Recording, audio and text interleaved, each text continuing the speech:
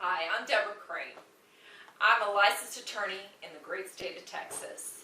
I am going to talk to you today about 6 things that are fundamental in making your business a success. Since 2002, I've been working with business clients. My undergraduate degree is in business marketing. So these key points are not only things that I tell my clients about, but I also practice and implement in my own business. Number 1, you need to run your business like it's big business from day one. Don't think small, think big. Number 2, know where your revenue centers are versus the things that detract or delete from revenue. Number 3, know the things that you're good at, and more importantly, the things you're not good at. Number 4, do not hire people in your business that you don't have the stomach to fire. This is really important. Number 5, if you enter your business with a business partner, make sure that maybe there's someone that you're okay with not having a relationship with after the business ceases. Best friends, family members are not always the best choice in business. And number 6, have a great team to support you in your business. A business attorney and CPA will make your business successful. Watch my video and tell me what you think. This week I asked some folks, what would you like to hear about? And so I could tell a million stories. You know, some of you guys get up when you do your speech, you're like, gosh, I've done this so many times, I don't know what to talk about. We as lawyers get so much ammunition, it's like, what do we choose to talk about? So, you know, I thought I would talk about the conversation that I have with my small business owners when they come in and we talk from day one about running their business. And so I picked 6 things that are good points for them to know and things that you can convey to others. And actually it'll tie in nicely to what Carol Salasa had to say. And my first point is run your small business like it's a big business. From the day one that I opened my law practice, I spent over $1,000 on my accounting software. Now I know Carol Salasa would probably get up and give me a high five on that. But I can tell you from 7 years ago where every single dime came from, who referred to me that business. I can run profitability reports that show me what makes me money and what doesn't, and I'm going to talk about that a little bit further.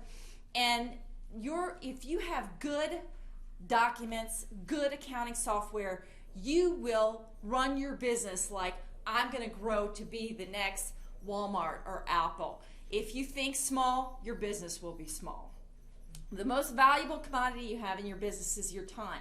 So make an investment into things, not just an accounting software, but things that run your practice the best. Practice operations management, efficiencies in what you do on a daily basis.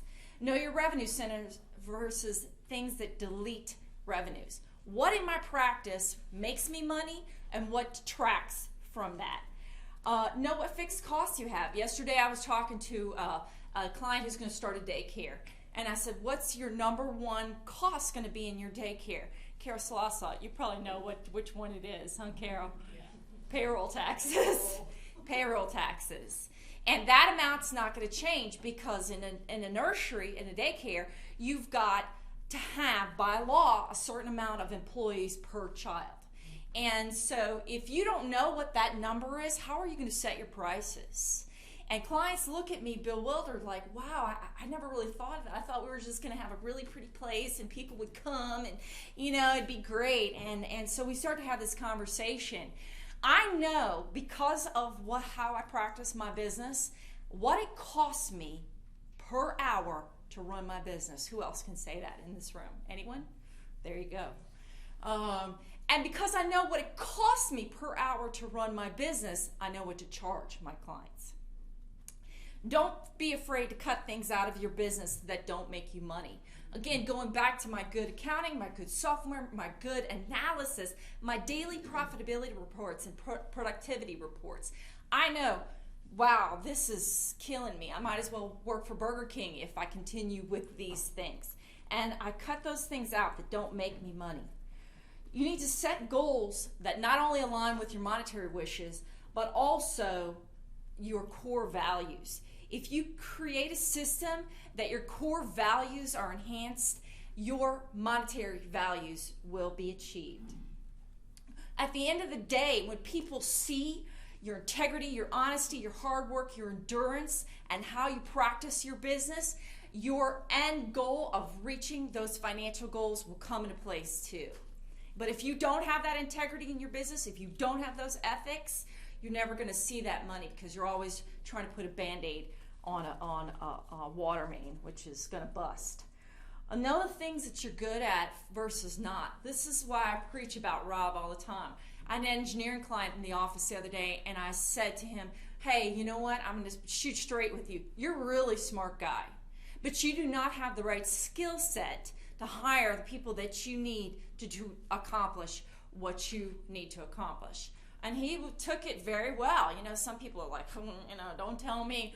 But you know what? If you're going to listen to a good business attorney, we're going to know that there are some key things that you simply can't do. And it's okay that you cannot wear every hat in your business. Even in my business, believe it or not, my husband, who works with me, interviews all my potential staff, because if they can't get past him, they're not getting to me. You can't take on every task and be successful, and you need the right team to support you in your vision. Share your vision with your team. I have PowerPoint presentations for my team from time to time. Rob sees it. I have weekly team meetings. We go over every single matter that's before our office, and we discuss how we're doing, what we're doing, and how we can do it better on a weekly basis. Here's I'm going to hit you hard. Don't hire your people in your business that you don't have the stomach to fire. So not your cousin Mike, not Nay, Uncle Tim, Boo Boo. No, you have a business to run, and you need to be soul-minded on being successful in that business. I fire people for clients sometimes, and it's not pretty. I've called the police. I've fired thieves. You know, I've done it all. I've been cussed at in Arabic, okay? So, but you don't want to hire someone that's so close to you that when you fire them, you will destroy that relationship forever. If you enter your business with a partner, make sure they're not your best friend, not your cousin, and make sure they're not 50-50. 50-50 is a disaster. Who wins that tie? Anyone? No one. That's right. Have a good team. And have an exit strategy. For every business, there's a season, and you need to know how you're going to exit that.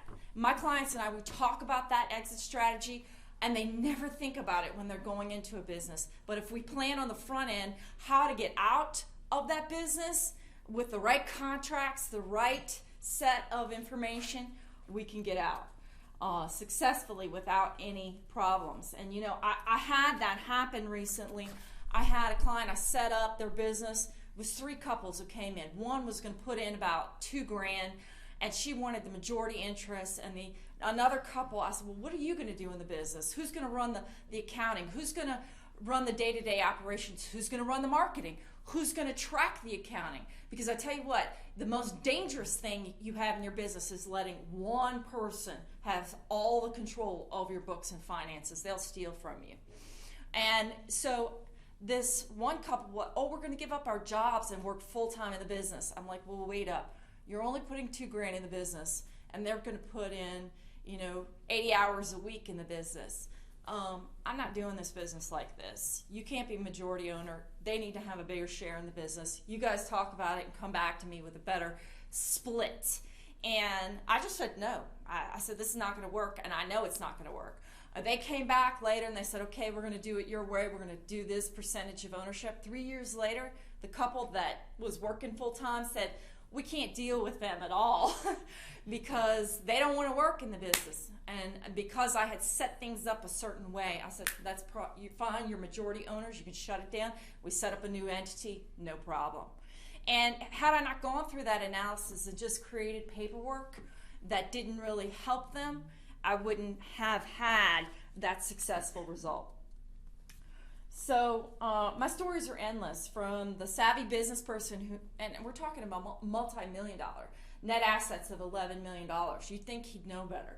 He invested in real estate with friends who sold property, keeping his money, to clients, and of course I successfully got that money back, plus attorney's fees and costs. So oil and gas investment scam for which I obtained a $1.9 million judgment against, and convinced the Texas Securities Board and the DA to indict them. I mean, you name it, I've represented it. So, you know, I could tell you so many stories of clients, from restaurant owners to daycares to doctor's offices. You name it, I've dealt with the situation. I have my 14 years of experience. I have my degree in business. I understand business. I can slice and dice a problem and find a solution that works. And I don't always talk about this, but I'm also certified to practice in tax court. So when we talk about, like the client that Carol sent me today, a buy and sell agreement, when that client comes in today, I'm going to talk about this is what you're going to look at in tax consequences. Did you book the assets real high on the tax return and then or low on the tax returns and sell them high? Because if you did, you're going to be hit with a recapture tax. Those are the things that I add the value to my clients. What kind of business client is great for me? Like we talked about earlier, I love that medium-sized entity, doctors, engineers, they're great. Because I can help them work on what their skill set is and help them get it set up with their contracts as they need it. These folks, they're smart, but they're not very good at business. So, you know, I want to just say thank you so much for your referrals and all your support of my business over the years. BNI has contributed in some years over $100,000 into closed revenue for my business. So if you're wondering if BNI works, I would have to say it does. So what'd you think? Do you think that those 6 points might be valuable in your business? As a car dealer, you're dealing with a multitude of things on a daily basis that draw your attention, pull you from here to there. And yet, if you implement these 6 things, I know that you will be well on your way to having a great dealership. Have some questions? Email us tdilaw01@gmail.com. If we think that it's a good topic for video, we'll make sure that question gets answered with a video. We appreciate you watching. See you next time.